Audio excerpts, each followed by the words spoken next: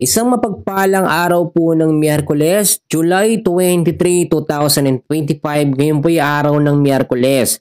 Meron po tayong pinaka-latest na weather update sa lagay po ng ating panahon. Kabayan, kung bago ka lang, huwag muna kakalimutan na mag-like and subscribe at pa-hit ng notification bell.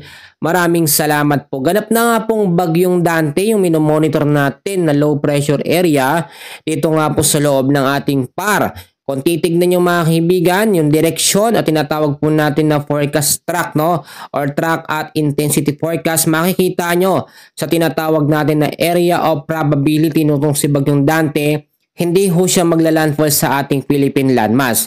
Patuloy siyang nandito lamang sa karagatan natin at lalabas siya ng ating PAR Philippine Area of Responsibility pagdating po ng araw pa ng Friday, July 25. So may senaryo tayong tinitignan dito mga kaibigan, bukod kasi kay Bagyong Dante, nananatili pa rin po, no, itong isang low pressure area na dito po sa may bandang extreme northern Luzon. So may chance sa mga kaibigan na maging bagyo din ito within the next 24 to 48 hours. Yun yung isang senaryo mga kaibigan, kapag naging isang bagyo siya, tatahakin niya yung lugar na dinaanan nga po ni Krising, which is ang extreme northern Luzon. Pangalawang senaryo, posibleng higupin ni Bagyong Dante itong low pressure area kapag lumakas etong si Bagyong Dante. So ayaw naman natin na gano'n ang mangyari. Kapag lumakas si Bagyong Dante, lalakas din pong epekto or pag-uulan na dinudulot ito nga pong habagat or southwest monsoon.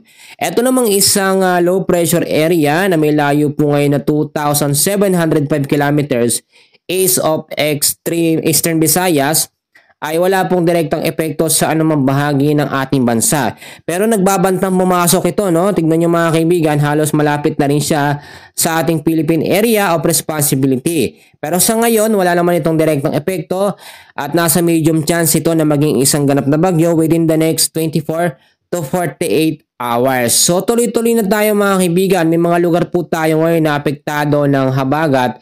So malaking bahagi ng ating lugar mga kaibigan ay mga karanas po ng mga pag-uulan.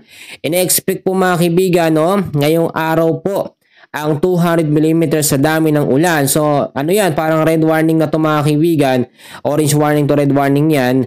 Ang area po ng Zambales, Bataan, Metro Manila, Cavite, Batangas at Occidental Mindoro. 100 to 200 mm sa dami ng ulan sa Pangasinan, Benguet, Tarlac, Pampanga, Bulacan, Laguna at Rizal. 50 to 100 mm sa dami naman ng ulan sa Ilocos Norte, Ilocos Sur, La Union, Abra, Nueva Ecija, Quezon, Oriental Mindoro, Palawan, Marinduque, Romblon, Masbate, Sorsogon, Albay, Camarines Sur, Catanduanes, Antique, Iloilo, Guimaras at Negros Occidental.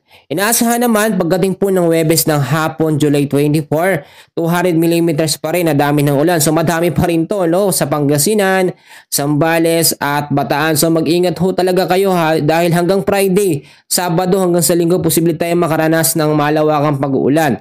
So mga kaibigan, ina-expect din po natin ng 50 to 100 mm sa dami ng ulan sa Ilocos Norte, Ilocos Sur, La Union, Abra, Nueva Ecija, Oriental Mindoro, Palawan, Marinduque, Romblon, Masbate, Sorsogon, Albay, Camarines Sur, Catanduanes, Antique, Iloilo, Guimaras at Negros Occidental. Pagsapit naman po mga kaibigan ko ng Friday afternoon, July 25, meron pa rin tayong 100 to 200 mm sa dami ng ulan sa Ilocos Norte, Ilocos Sur, La Union, Pangasinan, Zambales at Bataan. 50 to 100 mm pa rin na dami ng ulan sa Apayao, Abra, Benguet, Tarlac, Pampanga, Bulacan, Metro Manila, Cavite, Batangas, Rizal, Laguna, Quezon, Occidental Mindoro, Oriental Mindoro, Marinduque, Romblon, Palawan at Antique. Mga kaibigan, mga kababayan, hindi po yan pare-parehas lamang, no?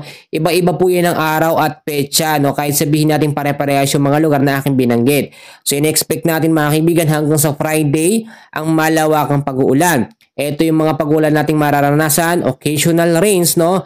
Yung tuloy-tuloy na pag-uulan hanggang sa hapon, mga kaibigan.